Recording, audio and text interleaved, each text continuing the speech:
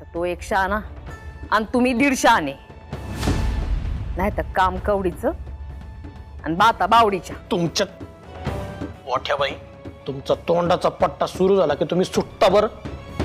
आता जेलमधून बाहेर आलोय आम्ही, आणि बाहेर कशासाठी आलोय? फक्त आणि फक्त गोपाळला जिंकवण्यासाठी. अहो असं का? पण जिंकवणार ना? नाही तर ती कार्टी तुमचा पत्ता पुन्हा एकदा साफ करू शकते बर का. हा, आता हालत नसतो आम्ही जागचा.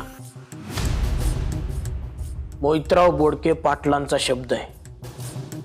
आता जिंकणार तर फक्त आणि फक्त गोपाळच जिंकणार. बघू.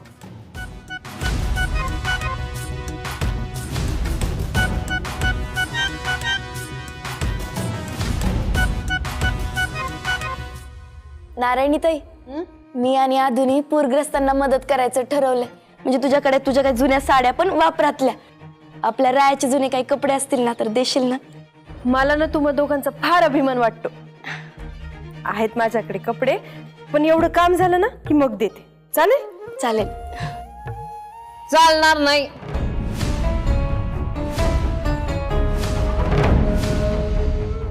काय सासूला चहा नाश्ता काही मिळणार का नाही? का असंच उपाशी मारायचंय मला? अहो नाही नाही मोठे बाई, मी येतच होते. कधी? मी आल्यानंतर? आता मी आली तुला सांगतेय, याच्यानंतर तू मला दे ना. आताच दे, बसते मी.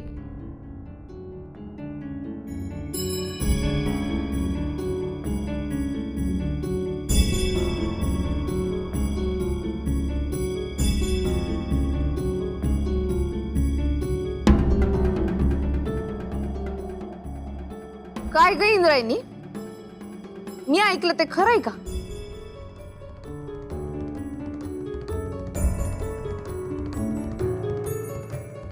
काय मोठ्या बाई, काय झालं? तुझ्या शाळेला खूप मोठी देणगी मिळाली म्हणे. हो, विठुरायाच्या कृपेनं. आणि शाळेसाठी बांधकाम सुरू होणार आहे, तर पहिली वीट ठेवायला ते विठू पंढरपूरकर येणार आहेत. हो बरोबर ऐकलत मोठ्या बाई. अरे वा, म्हणजे शेवटी विठू पंढरपूरकरची भेट होणार. इंदू, ते तुला आळंदीत भेटले होते ना, आणि त्यांनीच आपल्या आधूचा जीव पण वाचवलेला. आदोक्षच नाव आहे त्याचं. अगं हो, पण ते तेच आहेत. ऐक, या वेळेला माझी न त्यांची भेट घालून दे. हो मोठ्या बाई. ए इंदू, मला पण भेटायचंय. त्यांनी आदोक्षचा जीव वाचवला म्हणून मला त्यांना भेटायचंय. माग पुढं काय नुसतं टुमणं लावते, भेटायचे भेटायचे. यावेळी तो सगळ्यांना भेटेल. मी त्याला घरी बोलवलंय ना. काय मोठ्या बाई जरा फिरस्ती माणूस आहे. मनाला वेळ मिळाला की नक्की भेटेन सगळ्यांना. वेळ मिळाला की असं काय मोठं काम करतात ती? ते काही नाही, भेट घालून दे. ते माहित नाही, पण एका गावी राहत नाही. या वेळेला थांबवायचं.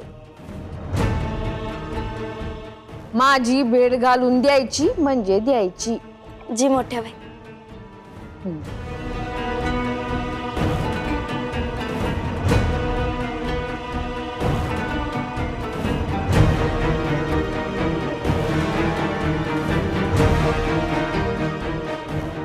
इंदू, मी रायाचा डबा देऊन आले. हा,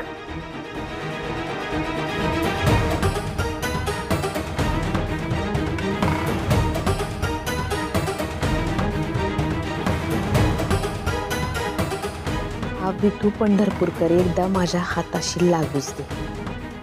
सगळं घर जमीन माझ्या नावावर करून घेते की नाही बघच तू.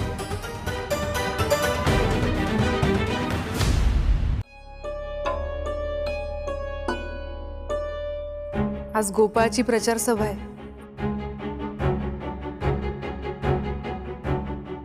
मी जाणार आहे.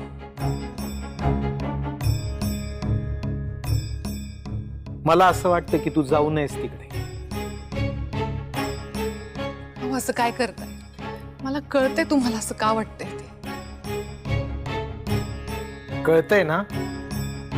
मग तरी तुला तिकडं का जावं असं वाटतंय? कारण मी गोपाळची आई आहे म्हणून जायचंय मला. हे बघा, गोपाळ अधोक्षजच्या विरोधात उभं राहिलंय, हे त्याचं चुकलंय हे मान्यच आहे मला. आता तो राहिलाय ना उभा, मग पालक म्हणून आपणच पाठिंबा नको का द्यायला त्याला? शकू, अगं जर तो गावच्या भल्यासाठी या निवडणुकीत उभा राहिला असता ना तर ठीक होतं. पण तो या सगळ्यामध्ये या निवडणुकीत का उभा राहिलाय माहितीये ना?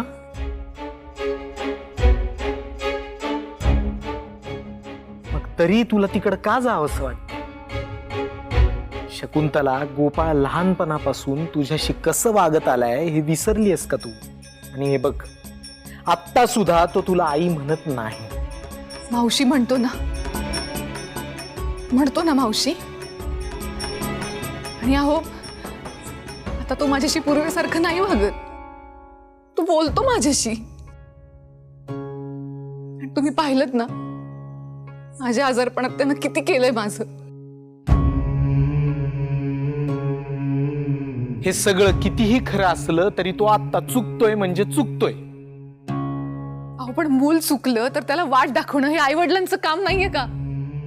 हे बघा, अहो तुम्हाला कळत का नाहीये? आपण दोघांनी जर त्याला एकटं पाडलं ना तर तो आणखी बिथरेल.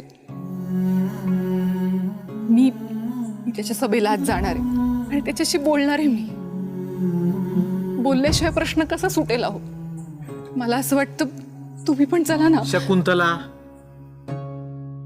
तू जाऊ शकतेस सभेला, मी तुला अडवलेलं नाही. मी तिकडे येणार नाही म्हणजे नाही. विठुरायानं या पोराला कुठली दुर्बुद्धी दिलीये ते फक्त विठुरायालाच माहिती. अहो ऐका ना,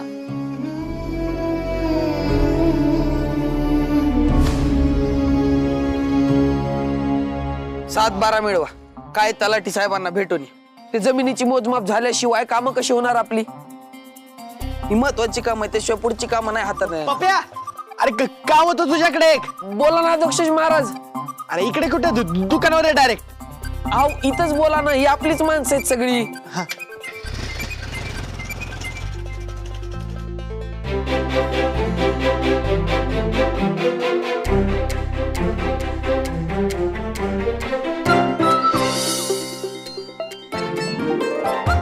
काय झालं? सांग अध्यक्ष महाराज. काय अध्यक्ष महाराज, मला आणि हिला तुम्ही दुकानावर बोलवलं आणि तुम्ही सगळे इकडे आहे. सांगतो.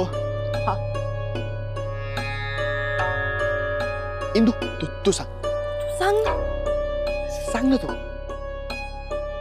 तुम्ही न्यूज पाहिली आहे ना? मराठवाड्यातली परिस्थिती माहिती आहे तुम्हाला? आता मराठवाड्याची परिस्थिती पाहवत नाहीये बघ. होणार आहे. ती दावणीला मेलेली जनावरं, शेतात पाणी शिरलं म्हणून टाहू फोडणारे शेतकरी, लहान लहान मुलं, हताश लोक, हे नुकसान तर इतकं झालंय. हो ना, म्हणून फुल ना फुलाची पाकळी म्हणून आपण त्यांना काहीतरी मदत पाठवली पाहिजे, की काहीतरी निधी पाठवला पाहिजे. बिट्टूच्या वाडीने मराठवाड्यासाठी काहीतरी केलंच पाहिजे. अध्यक्ष महाराज, तुम्ही सांगा काय केलं पाहिजे. हे बघा, ज्याला जसं शक्य आहे ना तसं त्याने खारीचा वाटा उचलायचा. आपण गावामधून ना मदत निधी, अन्नधान्य आणि कपडे जमा करायचे.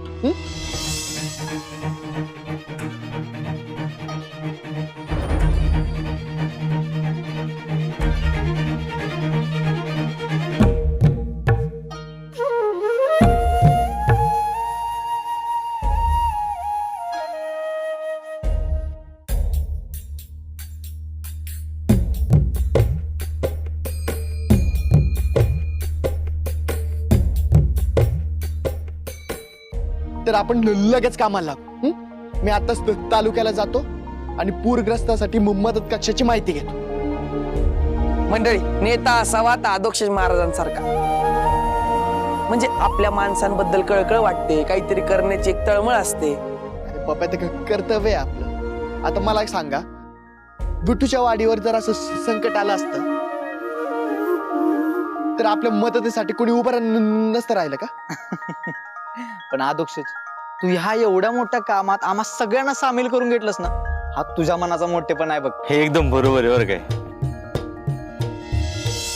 आपल्या विठूच्या वाडीच्या सरपंच पदाचे उमेदवार, गौरवशाली विकासासाठीचं दमदार नेतृत्व आणि आपल्या सर्वांच्या हक्काचा माणूस डॉक्टर गोपाळ दिग्रसकर आज आपल्या सर्वांच्या समोर उपस्थित आहेत. आता मी त्यांना आमंत्रित करतो की त्यांनी सभेला मार्गदर्शन करावे. तर तुमच्या समोर येत आहेत गोपाळ महाराज दिग्रसकर. महाराज नाही,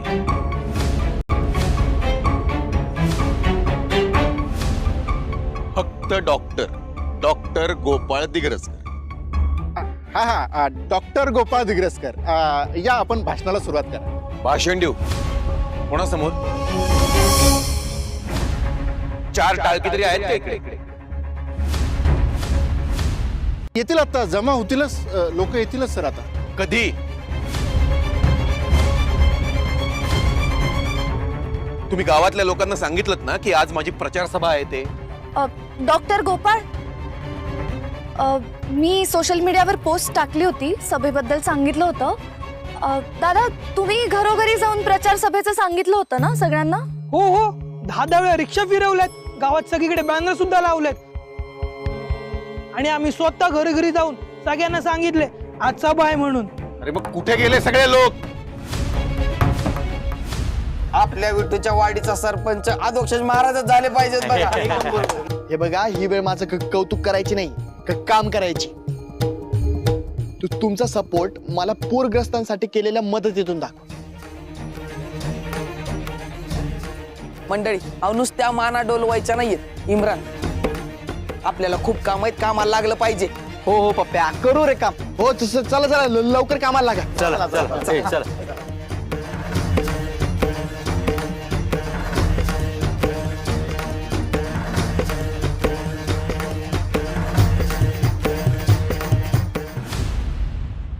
हा काय पोरखेळ सुरू आहे का इकडे?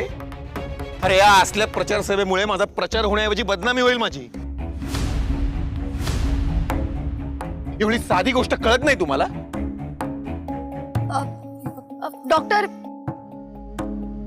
1 मिनिट या ना प्लीज. 1 मिनिट.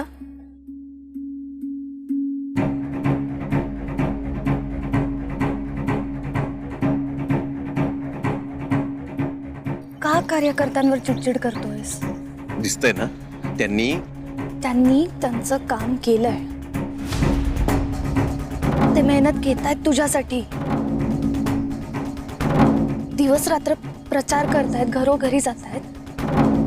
तू जर असंच रागराग करत राहिलास ना तर निवडणूक जिंकणं अवघड होऊन बसेल आपल्याला. Listen to me, be reasonable, be practical. तू परिस्थिती काय बघतीयस ना?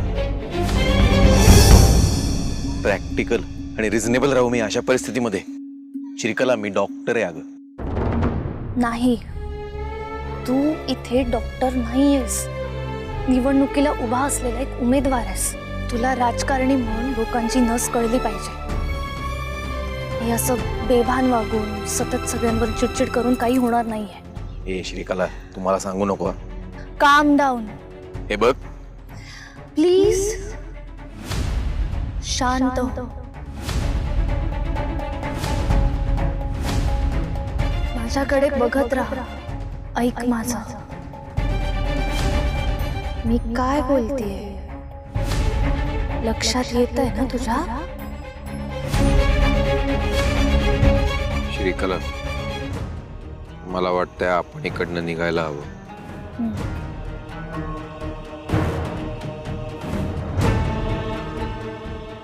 गोपाळ,